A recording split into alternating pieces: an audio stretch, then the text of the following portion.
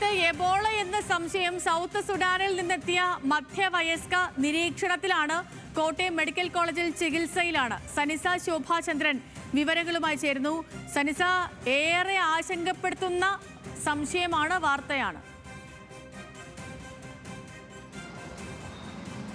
അതേ, വളരെ ഭീതിയിലാഴ്ത്തുന്ന ഒരു വാർത്ത തന്നെയാണ്. എബോള ലോകരാജ്യങ്ങളിൽ ആഫ്രിക്കയിൽ പൊട്ടിപ്പുറപ്പെട്ട് മറ്റ് രാജ്യങ്ങളിലേക്ക് പടർന്നിരിക്കുന്ന ഒരു സാഹചര്യമാണ്. WHO ആഫ്രിക്കൻ രാജ്യങ്ങളിൽ അടിയന്തരാവസ്ഥ പ്രഖ്യാപിച്ച വളരെ ദാരുണമായ ഒരു സാഹചര്യം അവിടെ നടക്കുന്നുണ്ട്. ഇതാ എബോള ഭീഷണി കേരളത്തിലും എത്തിയിരിക്കുകയാണ്. കോട്ടയത്ത് 52 വയസ്സുള്ള സൗത്ത് സുഡാനിൽ വന്ന ഒരു മധ്യവയസ്കയെ കടുത്ത ഡയറിയയും അതുപോലെ തന്നെ പനിയെയും തുടർന്ന് കോട്ടയം മെഡിക്കൽ കോളേജിൽ പ്രവേശിപ്പിച്ചിട്ടുണ്ട്. അവർ നിരീക്ഷണത്തിൽ തുടരുന്ന സാഹചര്യമാണ്. അവരുടെ സാമ്പിളുകൾ പൂനെ വൈറോളജി ലാബിലേക്ക് അയക്കാനുള്ള നടപടിക്രമങ്ങളൊക്കെ ആരംഭിച്ചിട്ടുണ്ട്.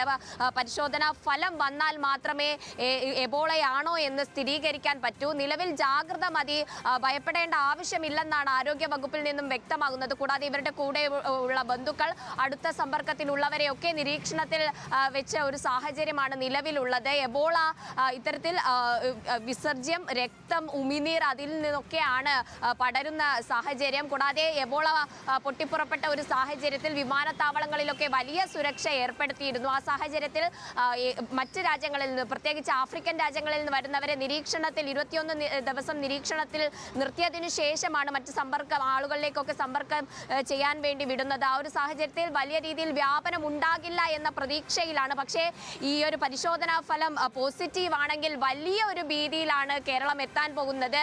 ഇതുവരെ നമ്മൾ പകർച്ചവ്യാധികളെ പ്രതിരോധിക്കാനുള്ള ഒരു പ്രതിസന്ധിയിൽ തുടരുന്ന സാഹചര്യത്തിൽ എബോള പോലെയുള്ള ഒരു അസുഖം വരികയാണെങ്കിൽ അത് വലിയ പ്രതിസന്ധിയിലേക്ക് നയിക്കും. കാരണം എബോള ഈ വിസർജ്യം, അതുപോലെ തന്നെ എങ്ങനെയാണോ കോവിഡ് പകരുക അതേ രീതിയിലാണ് അത് പെട്ടെന്ന് പടരാനുള്ള സാഹചര്യമുണ്ട്. കൂടാതെ തന്നെ ഈ എബോള ബാധിച്ച് മരിച്ചവരുടെ ഡെഡ് ബോഡിയിൽ നിന്ന് ഏറ്റവും കൂടുതൽ രോഗാണുള്ള അവസ്ഥയാണ്. അതും അത്തരത്തിലും പകരാനുള്ള സാധ്യതയുണ്ട്. ഈ രോഗം വന്ന് കുറഞ്ഞ ആളുകളിലെ രക്തത്തിൽ നിന്നു പോലും ഇത് പകരാനുള്ള ഒരു സാധ്യതയുണ്ട്. അത്രയും ഗുരുതരമായ ഒരു അസുഖമാണ്. ആ ഒരു സംശയം തന്നെ നമുക്ക് അതീവ ഭീതി പടർത്തുന്ന ഒരു സാഹചര്യമാണ്. പക്ഷേ ഇവർ നിരീക്ഷണത്തിൽ തുടരുകയാണ്. 52 വയസ്സുള്ള ഒരു മധ്യവയസ്കയാണ് നിരീക്ഷണത്തിൽ തുടരുന്ന സാഹചര്യമാണ്. മറ്റുള്ളവരിൽ, ഇവരുമായി അടുത്ത സമ്പർക്കത്തിലുള്ളവരിലൊന്നും ലക്ഷണങ്ങൾ ഇല്ലെന്നാണ് മനസ്സിലാക്കാൻ കഴിയുന്നത്. കൂടാതെ ഇവർക്ക് കടുത്ത പനിയും ഡയറിയുമാണ് ഉള്ളത്. എന്നാൽ ഈ എബോള ബാധിച്ചവരിൽ ഛർദി, തലവേദന, രക്തം ഛർദികൾ തുടങ്ങിയ കാര്യങ്ങളൊക്കെ ഉണ്ട്.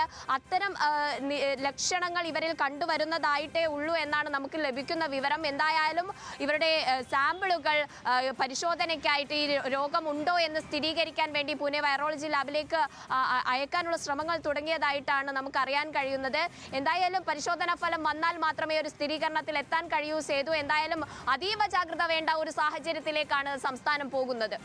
നിശ്ചയമായും സനിസ പറഞ്ഞ പോലെ തന്നെയാണ്. ഇപ്പം നിലവിലെ നമ്മുടെ സംസ്ഥാനത്തെ ഒരു ആരോഗ്യ അവസ്ഥ എടുത്തു നോക്കിയാൽ പലവിധം പകർച്ചവ്യാധികൾ പടർന്നു പിടിക്കുന്നുണ്ട്, അല്ലേ? നിപ്പ അടക്കം പല രോഗങ്ങൾ ഇവിടെ ഉണ്ട്.